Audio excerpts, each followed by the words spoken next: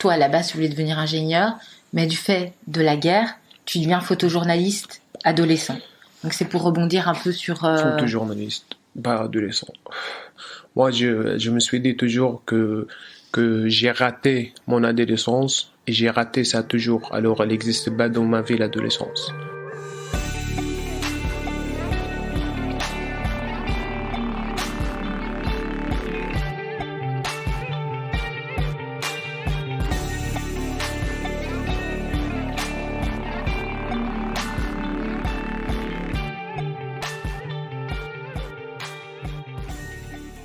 Abdul Monam Issa est une énigme. De l'enfer de la guerre en Syrie aux manifestations sous haute tension à Paris, ce photojournaliste brillant contourne les obstacles tel un capoeiriste. Il semble esquiver le danger et la violence. Il a 25 ans, mais une telle maturité qu'il nous apprend la vie à travers ce témoignage poignant. Rescapé de la Ghouta orientale, il a vécu le pire et ne peut connaître que le meilleur. Tel un alchimiste, il transcende sa vie pour réaliser sa légende personnelle. Ça fait 2 ans, depuis le 1er octobre 2018, que je suis arrivé en France. Comment je suis arrivé en France?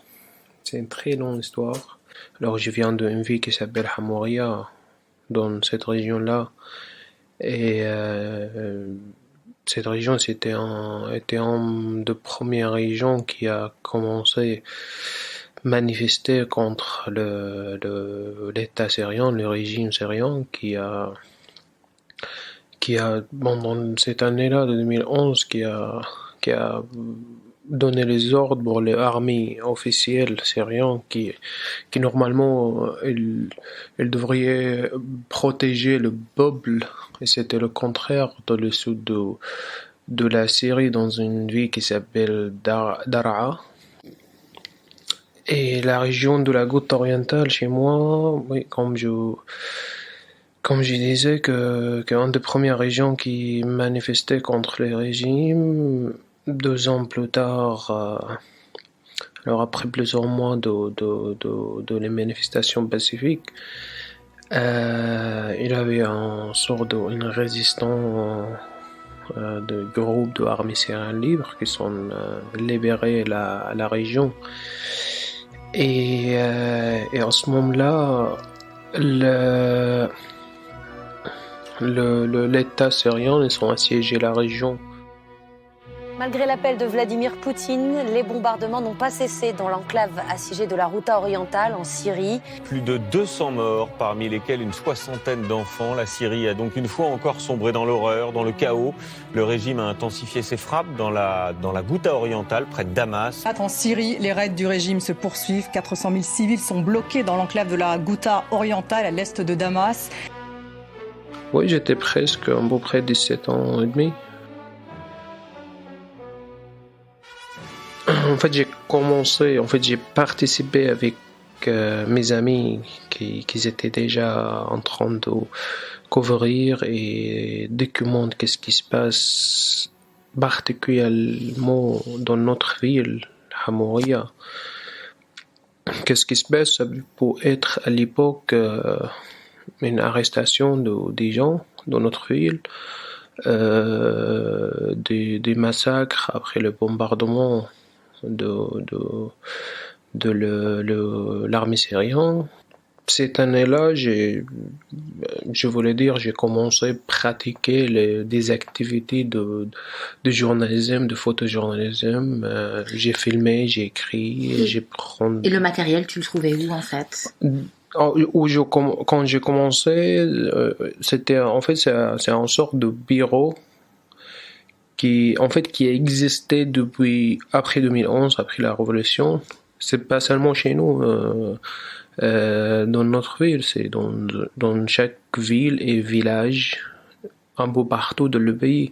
C'est des gens c'est des citoyens journalistes qui sont commencés par eux-mêmes à informer et couvrir qu'est-ce qui se passe en Syrie, et surtout Parce que c'est vrai, c'était compliqué en fait pour les journalistes étrangers.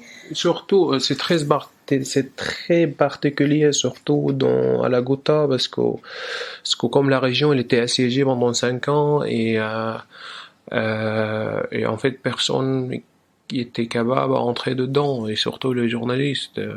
À la fin, si on part sur les journalistes par rapport à la Syrie, l'État syrien, ils ont fermé la porte depuis très longtemps, surtout pour comme on dit, il voulait pas montrer qu'est-ce qui se passe dans le pays.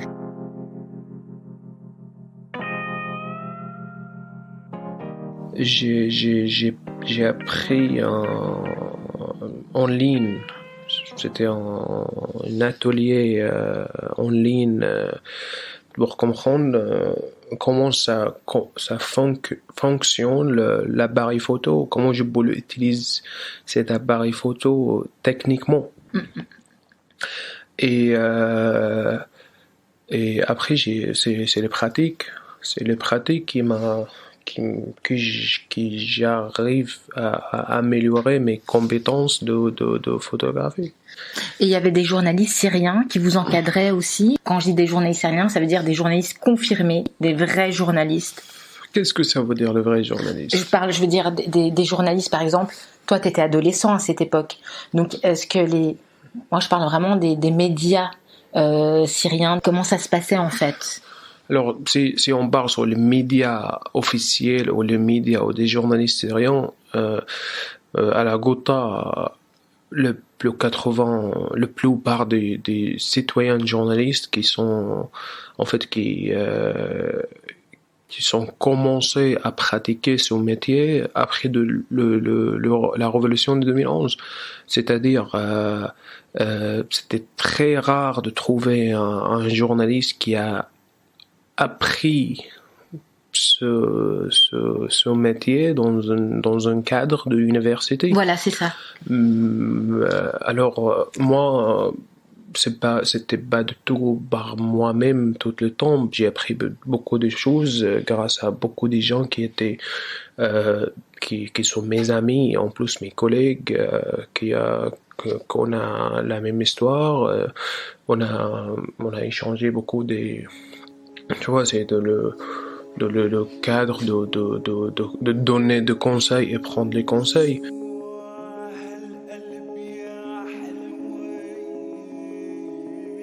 Et alors voilà, donc ces premières photos, comment ça se passe? Première photo, c'est pas une première photo, c'était pas une photo, c'était une première vidéo de massacre.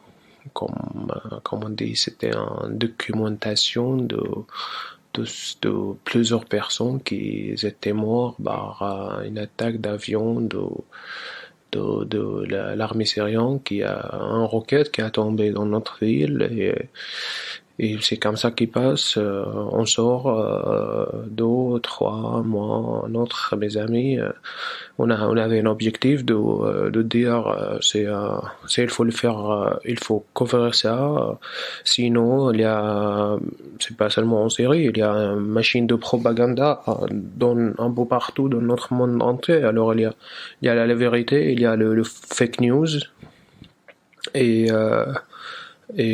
c'était ça l'objectif. À la fin, comme on dit, massacrer les gens, bombarder les gens, ça reste évidemment inadmissible. Et je crois qu'il faut toujours, comme on dit, se battre pour arrêter ça.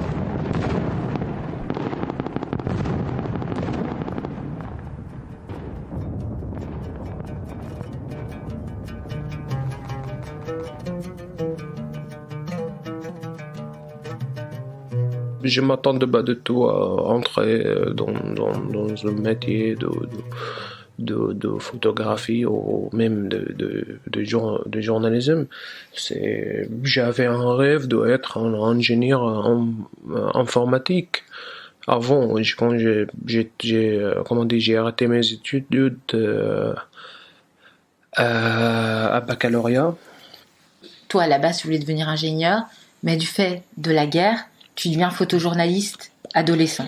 Donc c'est pour rebondir un peu sur... Photojournaliste, pas adolescent.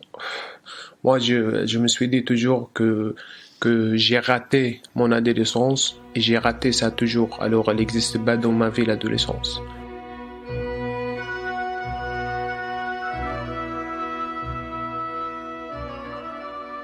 En fait, c'est, comment dire, si je veux, moi j'ai décidé tout ce que j'ai fait dans ma vie, sauf partir de chez moi. J'ai fui.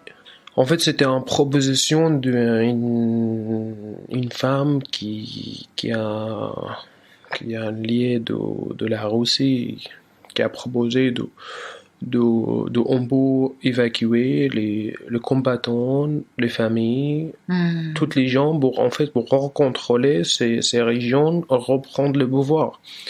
Et j'ai pris le bus avec à peu près 38 personnes dans le bus. Et alors j'ai traversé la frontière parce que là c'était la seule moyen de sortir le pays. Il y a aucun moyen légal. J'ai traversé la frontière entre la Turquie et la Syrie jusqu'à le temps que j'ai réussi. Et ça m'a pris 5 mois pour obtenir les visas. Et j'ai pris l'avion, je suis parti à la Turquie et voilà, je suis en France aujourd'hui.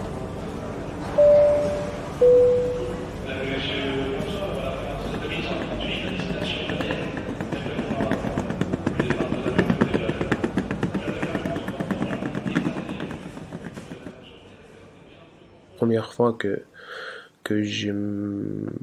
j'ai appris qu'il y a une manifestation de gilets jaunes et mouvement populaire. C'est la seule question qui m'arrive dans ma tête. Mais à quoi ressemble la manifestation en Europe, dans un pays comme la France? Et alors, ton regard? Je m'attendais pas du tout, surtout les premières manifestations que j'ai couvertes, c'était un peu de violence, mais personne mort. C'était, si je voulais dire, c'est le contraire de manifestation pacifique en Syrie, qui des gens qui étaient tirés par leur État. C'est vrai que ça reste en ambiance de violence, mais à la fin que j'ai fait que mon boulot, je fais gaffe toujours. C'est pas que j'ai peur de rien, mais la plupart du temps, j'essaye de communiquer et comprendre qu'est-ce que les gens ils ont besoin ici. C'est pas une question de comparer la Syrie avec la France, parce que ça n'a rien à voir. Et t'as même eu en fait des photos qui ont été à la une de Libération la dernière fois. La dernière fois, c'était une photo de le président Emmanuel Macron qui était dans son discours en face après le mort de Samuel Paty, qui était mort dans une condition très triste. Et oui, j'étais en commande avec la FI là-bas et oui, l'AFI, de Libération, ils ont divisé le premier badge de ce jour-là par cette photo. Quand tu vois en fait ta photo à la une de Libération, ça te fait quoi? Toi, en tant que réfugié politique syrien à Paris? Ça n'a rien à voir si je veux en tant que Syrien, photographe, réfugié. En tant que, c'est quoi la valeur de notre métier? C'est informer des gens, par les images, par l'information, par les détails. Aussi. C'est valorisant, évidemment. Mais c'est ça le vrai métier, voir ces images sur une journal comme Libération, comme des autres. Cette forte mobilisation un peu partout en France aujourd'hui contre la loi sécurité globale. L'ampleur de la mobilisation observée dans les rues françaises aujourd'hui, des rassemblements ont été organisés un peu partout avec notamment 46 000 personnes à Paris. Tu as assisté en fait à la marche des libertés, donc toujours en tant que... Contre la loi sécurité globale. Voilà, c'est ça. Et tu as un ami, Amir en fait, qui a été victime de violences policières. Ouais, est-ce que tu as assisté à ça? Lui, il était blessé par un coup de matraque d'un policier pendant la manifestation. C'est vrai que comment dire, des fois être dans une ambiance de manifestation, ça peut être grave. Et malheureusement, alors, si je veux dire, si chaque fois ça arrive sur une personne, et la dernière fois c'était sur lui, c'est un jeune photographe qui bouge beaucoup, qui intéresse sur le métier de photographie, et malheureusement il a pris un coup de matraque, il était blessé, son nez il était cassé, et voilà. Et je veux dire, t'étais proche de lui, t'as été à l'hôpital avec lui. Oui, quand j'ai appris ça, bien sûr, je suis allé à l'hôpital. J'étais pas obligé à le faire, bien sûr, mais c'est seulement parce que c'est une personne que je le connais bien, on se voit souvent. Et voilà, je suis allé pour vérifier qu'est-ce qu'il a besoin, est-ce qu'il a besoin de quelque chose. Oui, mais ça t'a choqué aussi, je veux dire, de voir que il est là, les photos, tout ça. Ça t'a un peu perturbé, tout ça. Choqué, quelqu'un très proche de moi qui m'a dit, quelqu'un de la Ghouta orientale qui ne peut pas être choqué. Voilà, tout simplement.